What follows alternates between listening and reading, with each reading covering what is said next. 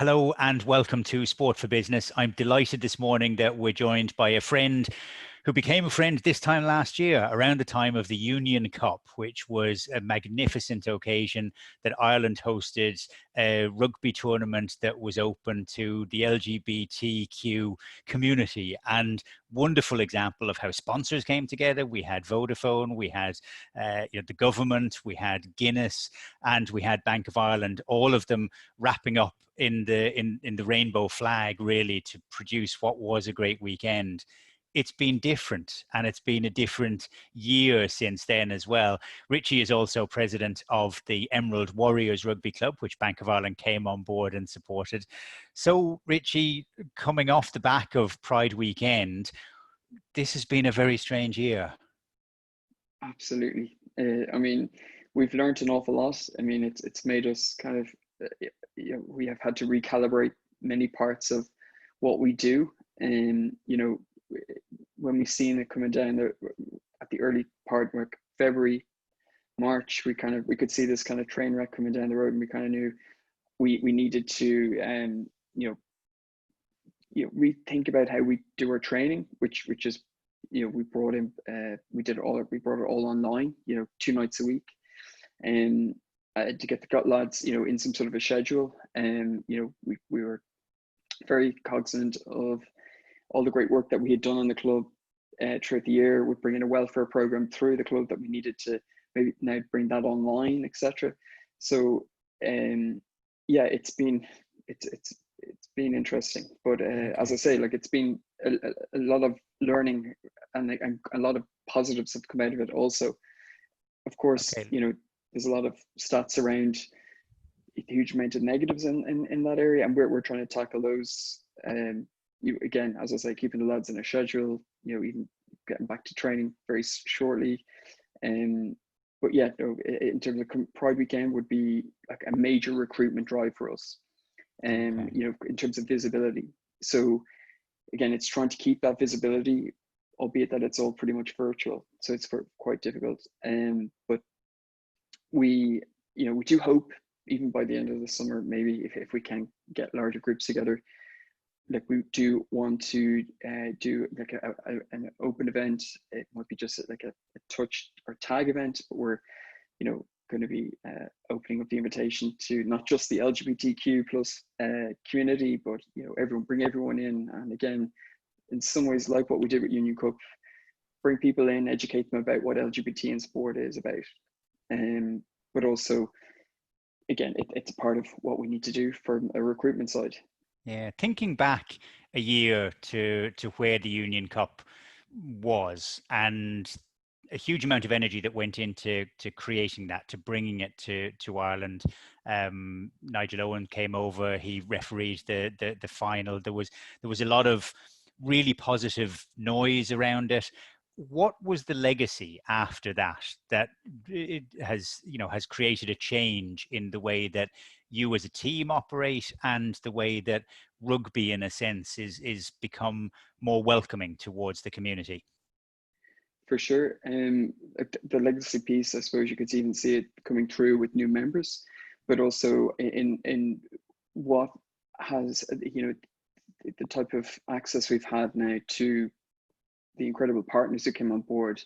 Like, even with the IRFU coming on board, like, they've now been helping us in the background with building, our player pathway program, with their coaching program. We've been leaning in for advice on many other areas, not just in terms of the player, the coach, but also on the management side.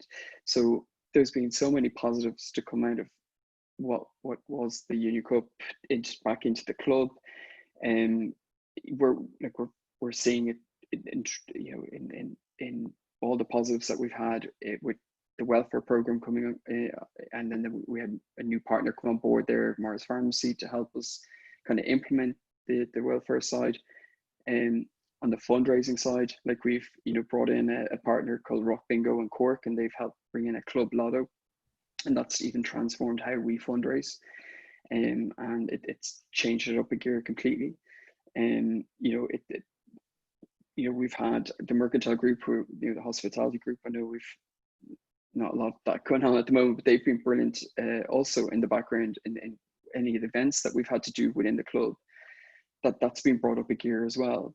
And I suppose, obviously we've got Bank of Ireland on board as our main sponsor, but that's just more than just something financial.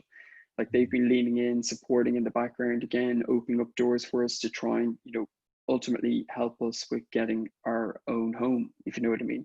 So where are you with that? Because that's obviously the sort of the heartbeat of a club is to have a place you can call home. So has there been progress in those terms? Yeah, there is progress, but it's a little slower than what we'd have liked, but we're getting there. And we're very lucky to have like St. Mary's, who have been incredible, and they adopted us in there, and we're working really well together. But we are now we're setting up a completely separate steering group, and that's with many members from many different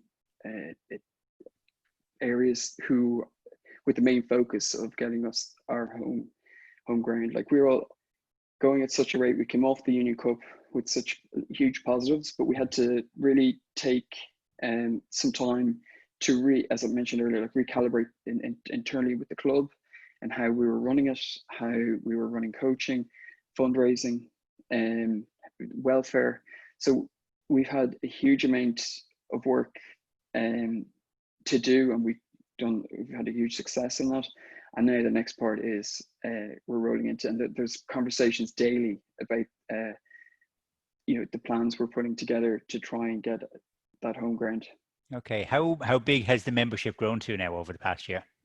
Yeah, we've had quite a brilliant increase on the, like, again, from the promotion, or from, again, what the exposure of Union Cup. And we've had an uptake of about, we've had 10% plus on what we had last year, and we're adamant, we're really motivated about changing that stat. That is, with only 17% of the LGBTQ community involved in competitive sport, we're there's a fire in our belly to change that in Ireland, to kind of bring that forward. And I'm even in what we've planned for next year, we're adamant that we're going to change that stat within the next 5 years. The sporting world has been very visible, particularly over Pride weekend and in the weeks leading up to it over the course of Pride month. Very visible in terms of presenting a much more open and welcoming face towards the LGBTQ plus community. This time last year, we had the GAA marching under the banner for the first time, and that has really sort of filtered through. So it has become much more open and welcoming now. Do you feel as though that has had an impact within the broader community, that you feel now that from within LGBTQ plus, that you actually can enjoy sport, that you can go to a sports club, go to a sports team, and feel as though there will be a place in that for you? Absolutely. And I mean, I think when we seen the likes of like the Leinster branch, marching with us in the parade last year, and even the grassroots rugby clubs getting involved to come down and march with us in the parade, like that has been, it has opened up for the guys a whole new confidence, and the visibility of that is so important, and the engagement of that has brought on for the members in the club. As I said, they're just a whole new confidence as to how we should go forward. And we always say this, like, there may not be many role models that have been for us over the years growing up as with LGBT in sport, but like what we say to the guys is, like, you are that role model that we never had. And when you have the likes of that engagement from whether it be from the IRFU, or whether it be, as I said, just a local grassroots rugby club, it just spurs the lads on even more to live that. I remember we did a great event in Bank of Ireland last year where Rory Best came and spoke as well. And as a role model from outside of the gay community, to actually say that, look, this is, this is part of our society. This is normal. This is as different as somebody who has, red hair or black hair or no hair. It doesn't matter, you know, that rugby should be open. And so role models that are open and accessible are important from across the piece. And yeah, of course, ultimately your ambition is to make the whole of rugby open to, you know, to gay men, that they can go and play in any club, which will damage the Emerald Warriors' ambitions for world domination. Well, you know, it'll come to the point where, like, and we live by that, like what we say, we're like being the most diverse and inclusive rugby club. But Rob, like, if we look at even some of the new members that have come on board, these are married guys with kids, and there's also, you know, in every sense of the word, we're probably the most diverse club. And if I look at all the backgrounds that are now involved in the club, so I think we'll always be there. And I think we've definitely, and we work on it so much, you know, creating that safe space to bring people in, to make them feel safe and like be the best that they can be, and to perform in space. So like, I mean, we'll always be around, but like, hopefully we will be that well integrated. Again, we'll be leading as an example. It's a tough question because we're emerging from a period that we could never have imagined.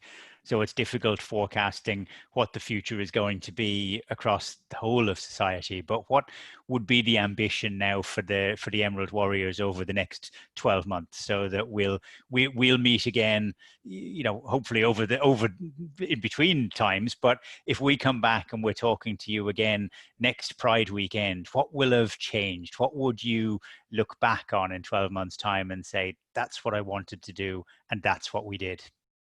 Yeah, we'll be bringing you know, we want to bring what we do and what we're about with our partners who are involved, you know, about, you know, LGBT in rugby and in sport overall, through, let's say, the 4 provinces, and like engaging more at that level nationwide.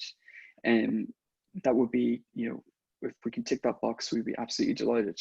And obviously have kicked off into, you know, bringing in where we need to be with our home grounds. Okay, it is. It's kind of difficult to imagine a pandemic producing good things, but I think it is true to say that we have, as a society, become more engaged with each other on a human level, and hopefully that's something which is going to continue through, so that a pretty poor history in terms of sports willingness to be open to LGBTQ plus is now very much different. So it has been a pleasure, as always, to talk to you, Richie. Yeah. The very best of luck with those ambitions for the year ahead, and we'll see you soon. Absolutely brilliant. Thanks so much, Rob. We really appreciate it.